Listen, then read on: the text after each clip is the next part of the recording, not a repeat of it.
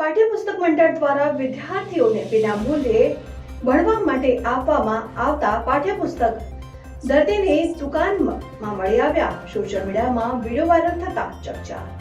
વિદ્યાર્થીઓને જે ભણવા માટે આપવાના હોય તે પુસ્તકોનો મોટો જથ્થો દુકાનમાં મળી આવતા શિક્ષણ વિભાગ પર અનેક સવાલો. ધોરણ 6 થી 11 સુધીના નવી નકોર પુસ્તકોનો મોટો જથ્થો વાયરલ વિડીયોમાં જોવા મળી રહ્યો છે. વિદ્યાર્થીઓને ભણવા માટે આપવાના હોય તે પુસ્તકોનો મોટો જથ્થો દુકાનમાં મળી આવતા શિક્ષણ વિભાગ પર અનેક સવાલો. ધોરણ 6 થી 11 સુધીના નવા નકોર પુસ્તકોનો મોટો જથ્થો વાયરલ વિડીયોમાં જોવા મળી રહ્યો છે.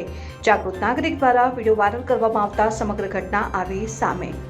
વિડીયો ખાનપુર તાલુકાના લીમડિયા ચોકડી ઉપર આવેલી ભંગારની દુકાનો હોવાની પ્રાથમિક માહિતી. આ સંદર્ભે શિક્ષણ વિભાગ શું કરે છે તે જોવું રહ્યું.